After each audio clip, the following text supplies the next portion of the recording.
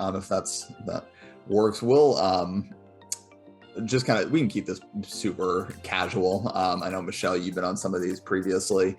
Renee, you're pretty familiar with the work we do as well. So what I'll do is I'll just kind of go through these slides, share a little bit about our work and then some of the work we're doing in Wayne County. Now next year too, and I'll just note before we even get started, Wayne County will be served by the Ayers Foundation. So this is kind of an update on the work tnAchieves has done, in years past, but obviously next year working with the Ayers Foundation, you'll receive great support there as well. So that they have already started. Oh, yes. Yeah, I was gonna say, they've already started. Very excited.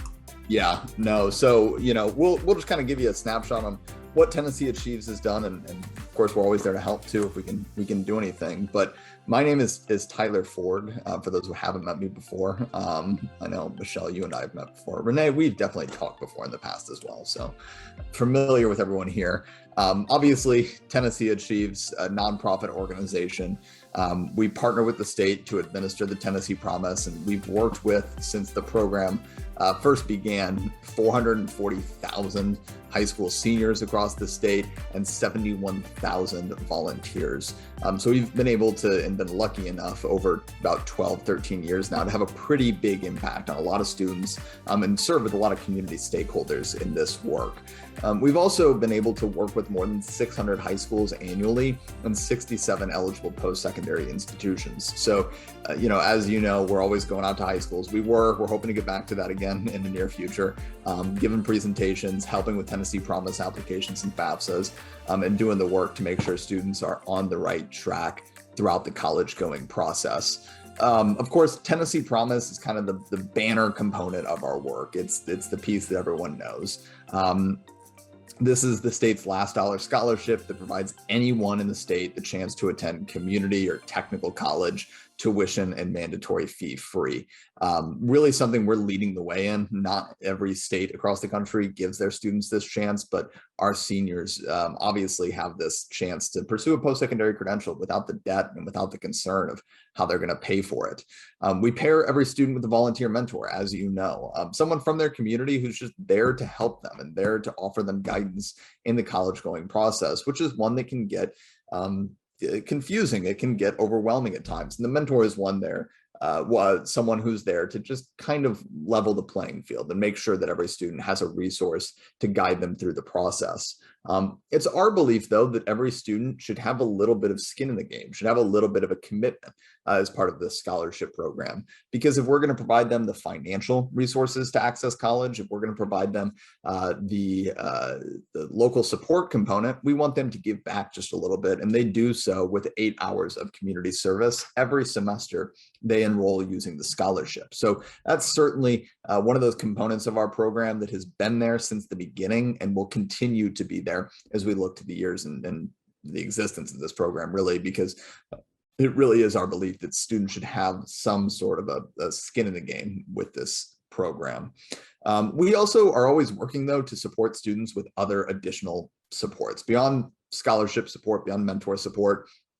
We want to make sure they're not just successful in starting college, but also in graduating and actually finishing their college career. So we have begun offering a summer programming for students. These are 3 to 10 week programs that take some of our most academically at-risk students and essentially just give them the chance to build college going confidence over the summer.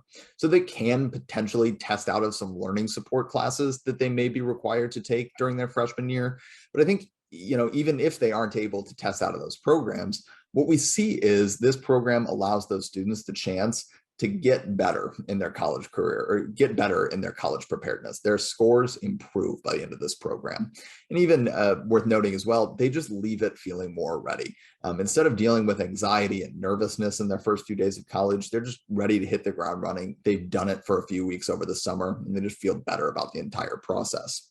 We've also started within the past 2 years offering a program that we call Complete. This is a program that takes our most economically at-risk students and pairs them with a coach on our team who was proactively reaching out to those students throughout their college career. Someone who's just there to make sure that they're on the right track, and any obstacles or hurdles that they may encounter don't become hurdles that cause them to drop out or stop attending courses. Instead, the coach can help to identify those roadblocks early, overcome them, so that the student's path towards a credential is never really interrupted. Both of these programs are seeing positive results in the retention space, which we'll share here in just a few minutes. Currently, tnAchieves serves 90 counties, 74 of which are rural counties. 35 of them are considered at risk or distressed counties by the Department of Economic and Community Development. We serve 600 high schools every year, 67 colleges. And really, I think the interesting piece here as well is around where our students go to college. Certainly, most of them are choosing the community college route. It's 79% of our students going that way. 10% will enroll at a four-year college, and 11% will enroll at a TCAT. We've seen gains in the TCAT space since the introduction of Tennessee Promise. We would love to see this grow even further. The TCATs offer a fantastic opportunity for a student who wants to graduate high school, get a degree credential, get a skill and a credential in their hand, and do so fairly quickly after their high school graduation and enter the workforce, start earning a wage, and start kind of setting them up in that sense. TCATs offer a great path towards that, so we would love to see even more students take advantage of what they have to offer in the future. We serve 60,000 students each and every year. 89% of all seniors in the state of Tennessee are tnAchieves students. 78% of all first-time freshmen at our community colleges are tnAchieves students, and 86% of all community college graduates in the state are our students, just demonstrating that a large chunk of the students starting at our community colleges and ultimately graduating at our community colleges are students impacted by our programming at some point. We're really proud of that fact. 56% of our students are eligible for federal financial aid, and 40% report that they are the first in their family to enroll in college. The target student at tnAchieves has always been that first generation low income student. And this just shows that a lot of the students applying for this and using this are in fact that student. 51% of our students as well will enroll in health science and STEM related fields, which right now, certainly right now, those are fields that are in demand. To see students using this scholarship, majoring in health fields, STEM fields, there's jobs in those fields and there's demand in those fields. So we're happy to see our students, over half of our students engaging in that sort of major. $32 million is the annual cost for Tennessee Promise scholarships, but our annual operating cost is just $2.5 million. Considering we serve 60,000 students annually, 89% of all seniors, we will never not be proud of how we're able to serve that many students at a relatively low cost across the state.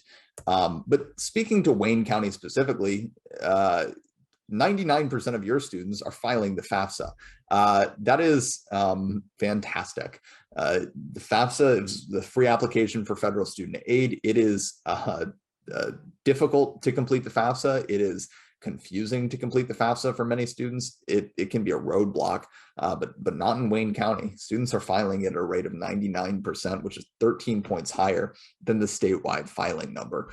So really happy to see that. We also see that about 10,693 hours of community service have been completed locally in Wayne County since the introduction of Tennessee Promise.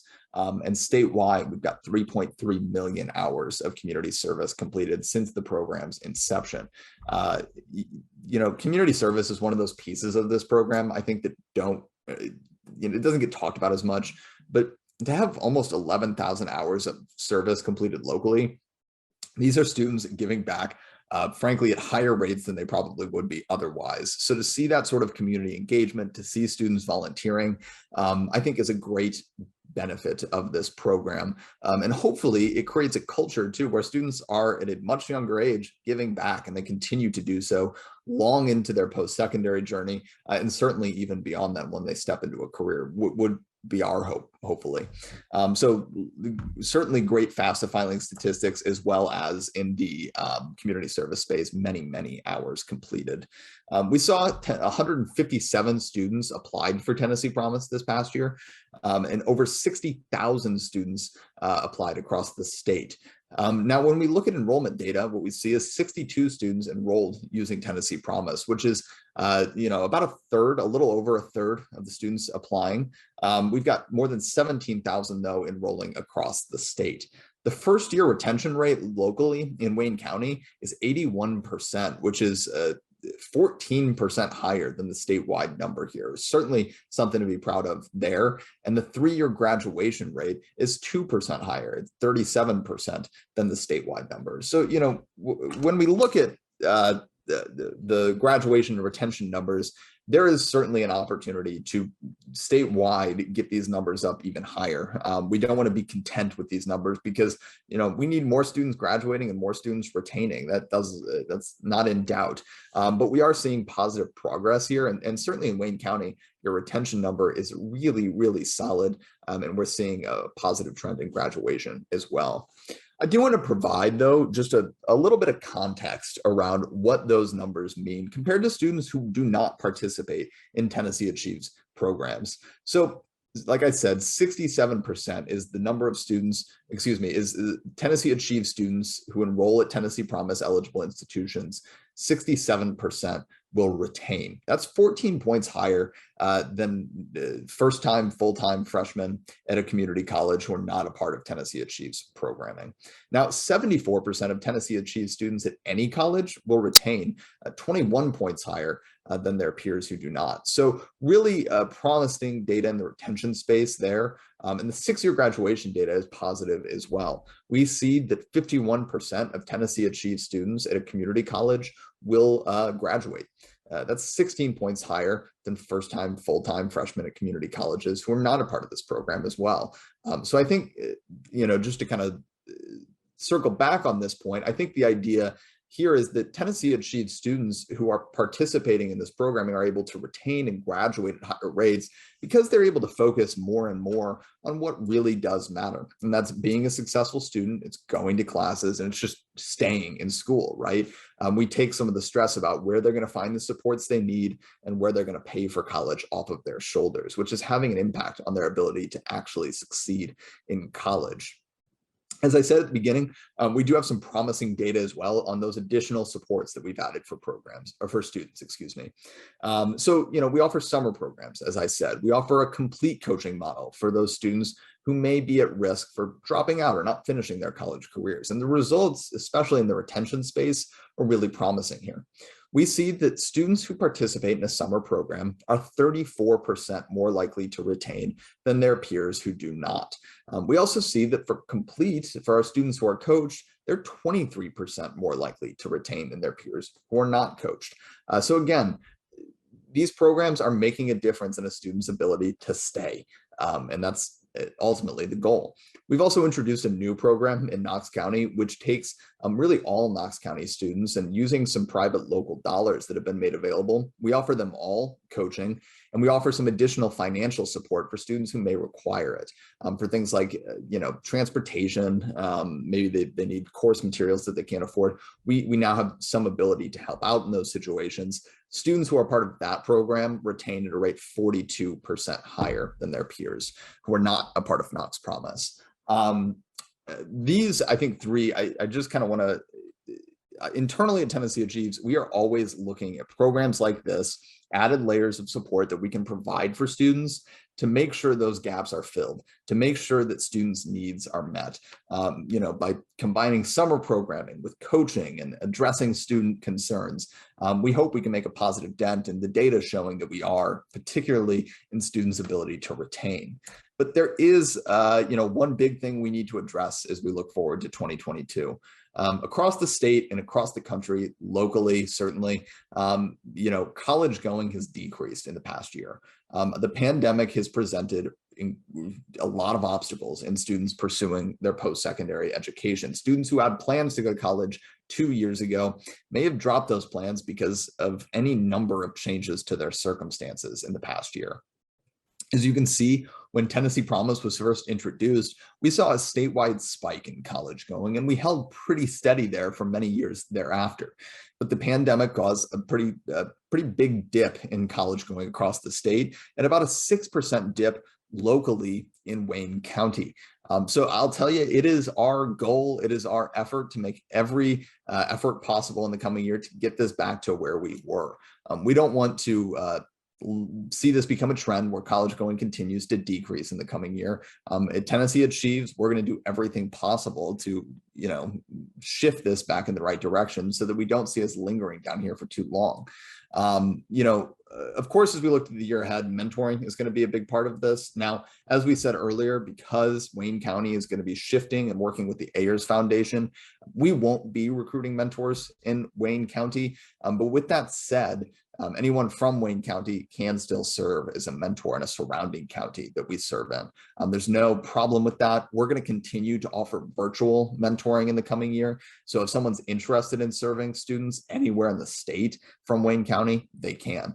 But the role will look the same as it always has, with 12 hours per year, 1 hour per month, calling, texting, and emailing students every other week, and then just making sure that you're meeting with your students either virtually or in person if you choose in the spring and again in the fall. But certainly this mentoring role is going to be a key component in realizing, that college going rate and getting that college going rate back to where we need it to be in the coming year. I think the encourager role especially will be a big part of that. Just local volunteers, local supports, encouraging students to accomplish this goal and realize their full potential, I think hopefully can have a positive impact in the college going space in communities across the state. So certainly, becoming a mentor is a good way to support this effort. You can also connect tnAchieves Achieves in the community. I know Renee has already reached out about getting a tnAchieves Achieves update locally. And, if there's organizations in the community or really anywhere that you're aware of who would be interested in hearing this work, we're always happy to share that. You can also just tell a friend about Tennessee Promise. You're going to receive great support this year with the Ayers Foundation. If you know of students who need to apply for Tennessee Promise, help to make sure that they're applying for Tennessee Promise and make sure that those applications are in. But there are a number of ways you can support this work, and we certainly want to keep in touch in the coming years as we continue to all work towards this common goal of making sure that college going in Wayne County across the state is where it needs to be and students are retaining and graduating in the years to come. But I do just want to wrap up kind of by saying thank you. Renee, you've been tremendously helpful over many years now in recruiting mentors and sharing this need in the community and just making sure we're having a positive impact locally. So we certainly appreciate that. Michelle, thanks for hopping on again and staying plugged into all the communities you serve. But if I can do anything to help ever, my contact information is on the screen. So please don't hesitate to reach out. Tyler, I just want you to know, I don't know if you've had conversations. I said this to Jackie the other day as well. We've really noticed, especially in our rural counties, that with students doing a lot of their high school work remotely last year, they're going to work and they're not coming to school because they're finding that they're going to work and they're making more money than they would have made when the minimum wage was $7.75 an hour or something along those lines. But we have really noticed that in our rural counties that we serve. And Renee can probably say that she's noticed the same thing there as well. So I think Michelle, you were kind of surprised me with that, but I can see why.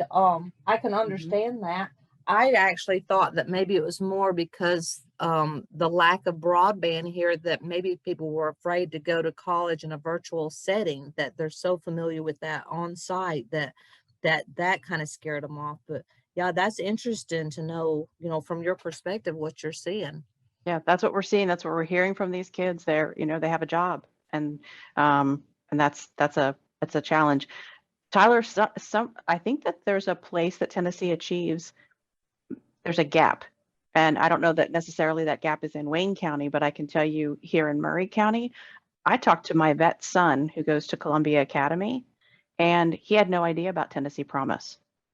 So your private schools and your homeschooling situations, that may be someplace that the Tennessee Achieves needs to kind of reach into across the state to help out with that as well. But I can definitely tell you that the kids in Wayne County have definitely, between our Gear Up that we had going, we've lost that grant now, correct, Renee? That one is gone. Yes, I think that was just for 7 years. It seems like Tennessee Achieves picked up really good where Gear Up left off. And and I'm so appreciative to the Heirs Foundation, but now I didn't realize that it's kind of either or. I thought that Tennessee Achieves and Heirs Foundation would be working together, because all this data, I mean, the data itself is telling us it's working, even though we've had this dip with COVID and everything. But will Tennessee Achieves still have this data moving forward, or will Heirs Foundation pick up those pieces to?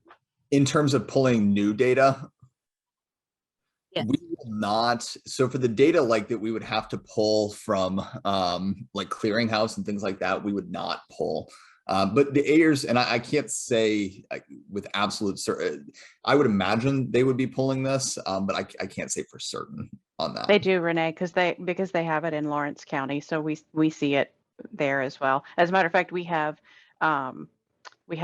a guy who is at our Lawrence campus who works for the Heirs Foundation to support the students there, and we will have the same thing at our Clifton campus. Alex is going to be there for the Heirs Foundation. Right now, she's in the high schools because those students haven't really started matriculating into the college yet. But we will have a presence for the Heirs Foundation at the campus as well. I just think the more the merrier. So do we we. just don't, we don't, that was something that I saw for years, even when my daughters that are in their mid-30s now, when they were in school, that, the counselors were stretched so thin that they really couldn't be as involved and helpful as they needed to be, even with us, our small communities, our small schools still. So I can only imagine what it's like in the larger populated schools, how much of a, and all this mentoring, the Tennessee Achieves, Heirs Foundation, they're picking up, where those counselors have needed help for so many decades. Mm-hmm. Yeah, no, that's exactly true. I mean, it's a lot to take on, particularly in times like this. It's a lot to take on. So, to have these added supports, I think does make a difference. Well, we thank Tennessee Achieves for what you have done in Wayne County. That's And exactly what I was going to say, Michelle. Yes. yeah, we do. But we are also looking forward to the partnership with the Heirs Foundation as well, because we know from their work that they've done in Lawrence County, what a benefit it is for the kids, just like Tennessee Achieves is as well. So Yeah, no, absolutely. It'll be good.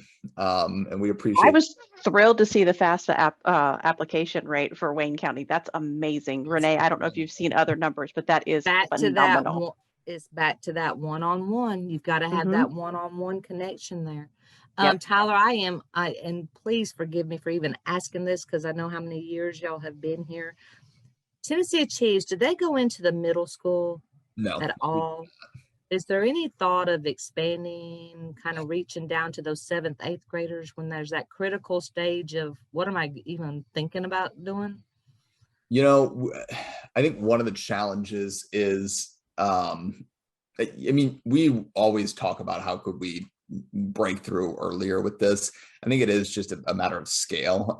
We work with 60,000 right now. It's a relatively small team. So right now, we don't have any plans or really any thought to going to the middle school level. But, with that said too, we always get invitations from community groups who are hosting younger students to come and present on this opportunity and share, the importance of college. And we'll always take those opportunities. But, just from kind of an operational standpoint, right now, we're really just focusing on making sure students are entering college. And then more and more too, we're making sure students are graduating and actually finishing. That's really where we're adding those supports. Well, I just had a conversation yesterday with the group. I think you've met Heather Warren. She was our CTE director, and now she's overseeing the Innovative High School Technology Program. And we're working with Columbia State and TCAT Homewall and TCAT Crump, just trying to bring all the educational offerings we can to the county. Yeah. Because our students have left for years and then a lot of them don't come back. Mhm. But in that conversation, we were talking about forestry and agriculture programming specifically, but it came up again that, and I'm not in the schools every day, so, I may not know that there's more going on, but, at the elementary level, you do the career day and mom and dad's career, and, they get a little bit of that. But then it seems like in middle school, there's a loss. There's a gap there somewhere. They have a career day where, the different ones come in for one day, but 5 minutes or 10 minutes at each table is really not enough. That's just giving them a little glimpse. And so that's why I was wondering is, where do we pick up? Where's something else, something that's missing there at that middle school level that could be critical for them? Yeah, no, I mean, it's an excellent point. I mean, it's an important 3-year period that I totally see the point you're making, where they're not necessarily thinking about what happens after high school. I think oftentimes they're just thinking about getting to high school, basically. That's kind of the bridge there. But you make an excellent point. I'll certainly kind of share that for sure. I keep thinking, I heard about a ninth grade academy. I want to say it was in Coffee County years ago. And I actually, through another project with ECD, I think it's the lady with the Industrial Development Board there, something she was doing, she mentioned ninth grade academy too. And that's all about taking all those ninth graders and putting them all together in one school and preparing them for high school. So I wonder if there's a piece in there. I actually think it should be duplicated across the state. I said, those ninth graders, they're at that, they're too young for this, they're too old for that, trying to find their way of trying to deal with all their peer pressure and everything. And then at that same time to bring in a piece there about their future and, what role do they want to be? Where do they want to be? What's going to work for them? So they don't, I come from this from my own granddaughter now. I wasn't involved enough in my own daughter's education to understand, day to day and be able to help them and guide them, because I was still learning at my time. I had gone to college during those same years that they were going through high school. So it was a learning experience for me. And so I really couldn't help them as much as I could after they had already graduated high school. Now, my granddaughter, she is in 10th grade this year. And I really feel, because I'll ask her, I'm like, well, what do you think you're going to do? Or, what's your pathway? And I sat down with her the night before they had to go register all their classes. And I went through all these different new programs that we have and everything, and not knocking it at all. But when she came home from registering that night, I said, so what'd you register for? She says, cosmetology. I said, honey, I said, cosmetology and nursing has been the, like the two options for the ladies for centuries. I said, let's kind of think outside the box here. I said, I'm not saying either one of them, but see, I come from a family cosmetologist. I know, because my mom, my aunt, an uncle, all of them had, and they were very successful. But at the same time, I feel like they're not really understanding what all the real options and careers are out there. I just feel like there's a piece missing. But that's okay. Maybe she'll be a very successful cosmetologist. My aunt and uncle and mother will be proud. You make an excellent point. And we had in the past too kind of done our foray into some job shadowing with students and plugging them into some of the bigger employers across the state. Currently, and we hope to get back to this in the future, but that hasn't been possible for a year and a half now. But I mean, there is, to your point, I think students start the process with a pretty set idea of what they want to do, a lot of times based off what their parents did and their parents before them did, but they don't necessarily know what other careers exist in their community. And there's a lot in a lot of our communities that students can do. So I totally see the gap you're talking about, and it's I think something I'll definitely share with the team as we kind of talk about other ways we can support students. And Renee, I have to say thank you for bringing that up, because that's a huge deal when they're coming even to the community college. I mean, I'll talk to students and I look, and their major that they put down on their application is medical informatics, and I always ask them, well, what is it that you want to be when you grow up? And they'll be like, a nurse. And I'm like, yeah, well, medical informatics is not the right degree pathway for you if you want to be a nurse, but they don't know what those things mean. And I think that an opportunity to do some career exploration as high school juniors or seniors might be very beneficial to them as they start that application process for schools across the board, not just the community colleges, but even at the TCATs. That's, Well, I mean, and you know, I keep thinking, you know, I envision this point where when our high schoolers graduate from high school, they're going to have some kind of a certification under their belt if that's the choice that they want to go. But I think a lot of them don't understand that's a choice. So if it gets to the point that they can start their freshman year or sophomore year of high school already, you know, gaining some kind of a degree, certification, you know, something at a higher level, then maybe we do need to look at backing it up to, you know, 7th, 8th grade and start getting them on a path towards that. And I don't think that's too far-fetched, because I always reference my grandmother's school book. You ever picked up a school book from the grandparents, your grandparents' school books? They were learning things that students don't learn until a college level now. I opened one up, looked at 2 or 3 word problems, and closed the book back up and put it back on the shelf. I'm like, I almost feel like we're not challenging our students enough at an early enough age. And I feel like that 7th, 8th grade is, and into the 9th grade is that key. I think we can probably attribute that to No Child Left Behind, and I kind of go from there for that one. But I do agree. We definitely need to give them more of an opportunity to explore different careers. But at the same time, we also in our rural areas need to be able to bring new industries into those spaces so we don't lose our community members to other counties or states, by educating them out of Wayne County or whichever county they're in. That's a great point. Yeah, and that's a whole nother discussion there that we were having again yesterday, that it seems, what I'm understanding, and it's, again, education is not my everyday thing, but what I'm understanding is, in order for them to bring programming into a community, you have to justify that there are going to be jobs for those students if they go into those fields. And, you know, we always argue, okay, we're never going to get those jobs if we don't have that education, but yet we're never going to get that education if we don't have the jobs first. You know, it's the chicken or the egg thing. Yep. And so, you know, my argument always is back, because I wanted to start some research pieces. Mm-hmm. I said, you know, why can't we, now that we're getting these different schools and, you know, UT Southern and the Lawrence County campus and all those partnerships, why can't we start looking at research pieces? And it came back again. Well, you usually have to be, you know, where there's research institutions, and then there's research jobs, and, you know, all those higher educational jobs. I'm like, but we're never going to have that if we don't start somewhere. Yep, that's true. And I do want to, I do want to give you one little other piece of information, Renee, when you're talking about freshmen and sophomores in high schools.